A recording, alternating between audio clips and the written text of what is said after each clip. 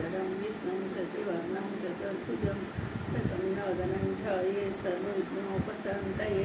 श्रीगुरुभ्यो नमः। सदाशिवसमारम्भं शङ्कराचार्यमध्यमाम् अस्मदाचार्यपर्यन्तां वन्दे गुरुपरम्परां।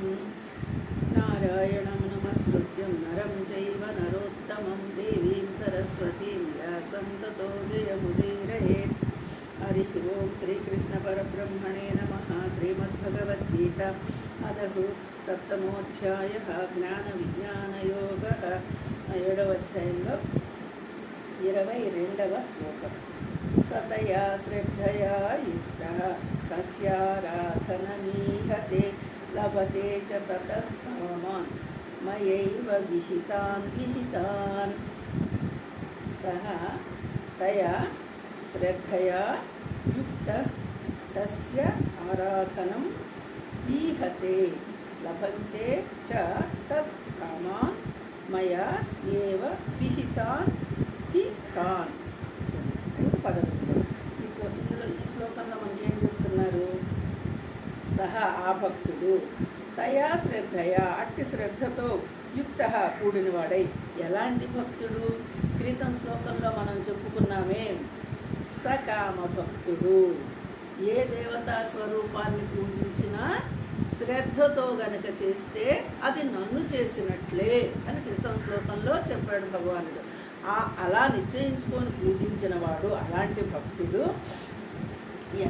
అట్టి శ్రద్ధతో కూడినవాడై తస్య ఆరాధనము ఆ దేవతారాధనమునే ఇష్టముతో చేయుచు. ఎలా చేస్తున్నాడు? ఈహతే ఇష్టముతో. ఎలాగ ఇష్టంతో కనుక చేస్తూ, ఏ దేవతనన్నా నువ్వు సెలెక్ట్ చేసుకో, అది నేను భావిస్తా. నువ్వు చేసేదాన్ని బట్టి ఎలాగ నువ్వు ఇష్టంతో చేస్తున్నావా, శ్రద్ధతో చేస్తున్నావా, అది నాకు ముఖ్యం.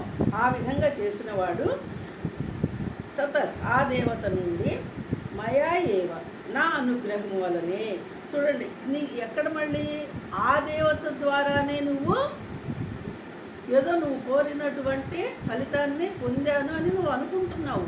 అయితే అక్కడ నిన్ను అనుగ్రహిస్తుంది ఎవరు? నేనే అంటున్నాడు. నువ్వు ఏ రూపంలో పూజించినా అది శ్రద్ధతో కనుక కూడి ఉంటే నీకు అక్కడ దొరికేట అనుగ్రహం ఏదైతే ఉంటుందో అది మళ్ళీ నా ద్వారానే అని చెప్తున్నాడు. అలాగే నా అనుగ్రహం వలననే విహితములైన తాన్ కామాన్ ఆ భోగములను నిస్సందేహంగా ఇక్కడ చూడండి, ఇస్తాను, నువ్వు నా అనుగ్రహం నీకు దొరుకుతుంది అని చెప్తూనే మళ్ళీ వెంటనే ఏం చెప్తున్నాడు?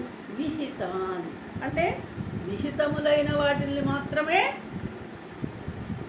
విహిత అవిహిత అని మనకు ఉన్నాయి కదా, కామ సకామ ద్వంద్వాలు ఉన్నాయి కదా. నువ్వు కోరదగ్గది, కోరకూడనిది. అంటే విహితమైనది. ఇక్కడ చూడండి, విహితమైనది అంటే కొంచెము లోతుగా ఆలోచించినప్పుడు మనం ఏమనుకుంటామంటే, నాకు ఇష్టమైనది, నేను కావాలనుకున్నది, నాకు కావలసిన కోరిక నాకు పరమాత్మ తీర్చాలి అనే కదా ఎవరి భావన అయినా సరే. మరి నీవు కోరే కోరిక నీకు విహితం, నీకు అది శ్రేష్టమైనదేనా ఎలా తెలుస్తుంది? నీ దృష్టిలోనేమో నువ్వు అడిగింది, నువ్వు కావాలనుకున్నది నీకు దొరికితే నీకు అది శ్రేష్టం అనుకుంటున్నావు.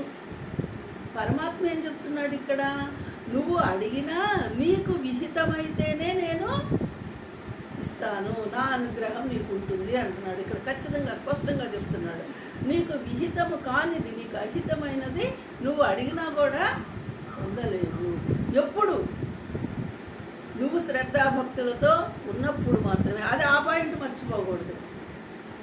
ఏ దేవతను పూజించినా నన్నే పూజిస్తున్నానన్న శ్రద్ధ నీకు ఉంటే, ఇక్కడ నన్నే అని పదే చెప్తున్నారు. ఎవరిని? నీ స్వస్వరూపాన్ని నువ్వు గుర్తుంచుకో. నీ స్వస్వరూపాన్ని నువ్వు గుర్తించుకొని ఏ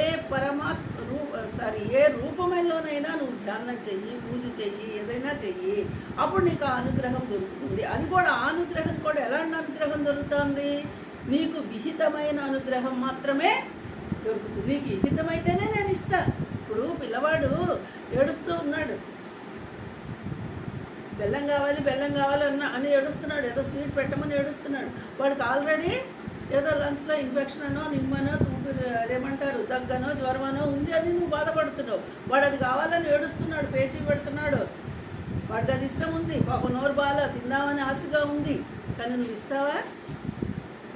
ఏం చెప్తావు? అయ్యో ఇంకా కాస్త పెరిగిద్ది ఆ జ్వరమో ఆ దగ్గో, కాబట్టి వద్దురా బాబు అని చెప్పేసి నువ్వు వాడిని ఏదో ఒక విధంగా పరమాత్మ కూడా సేమ్ అలాగే తాయిలం పెట్టినట్టే మనకి చెప్తున్నాడు.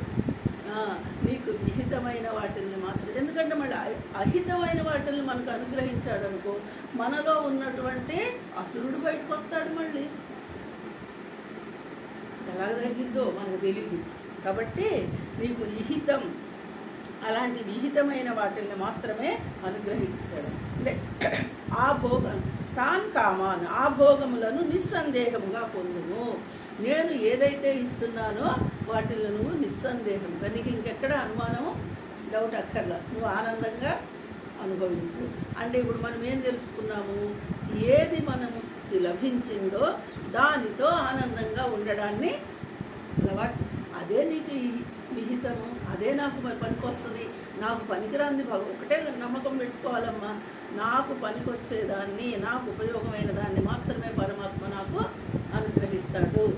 నాకు పనికిరాని దాన్ని, నాకు ఉపయోగం లేని దాన్ని, అది నేను కోరుకున్నా సరే వద్దునైనా మనమే ఉండాలి ముందు. ఎందుకంటే నీకు అవసరం, నీకు చెడు చేసేదాన్ని నువ్వు ఒకవేళ తెలియక కోరుకున్నా నాకు వద్దు, ఆ భావనతోనే మనము. ఇదే ఈ శ్రద్ధకి భక్తికి తాత్కాణం చెప్తున్నాడు. ఈ విధంగా ఉండవే అంటే అటు సకామ భక్తుడు తగిన భక్తి శ్రద్ధలతో ఆ దేవతనే ఆరాధించును. తత్ఫలితముగా నా అనుగ్రహం వల్లనే ఆ దేవత ద్వారా ఆ భోగములను అతడు తప్పక పొందగలడు. ఇక్కడేమో మనము పూజించేటువంటి రూపానికే పరమాత్మగా విలువిస్తున్నాడు. మళ్ళీ నిన్ను శ్రద్ధగానూ చేయమంటున్నాడు. ఆ శ్రద్ధ వల్ల నేనే నిన్ను అనుగ్రహిస్తాను అంటున్నాడు. అందులోను కూడా నీకు విహితమైన వాటిని మాత్రమే నేను ఇస్తానయ్యా. ఆ అనుగ్రహంతో నువ్వు తప్పకుండా సుఖపడగలవు, అంటే నువ్వు కావాలనుకున్న భోగాలని అనుభవించగలవు అని చెప్తున్నాడు. సరే, భోగాలు అనుభవం అంటే మనం ఇంకొంచెం వివరం తర్వాత ముందుకు వెళ్ళాక వస్తుంది. హరి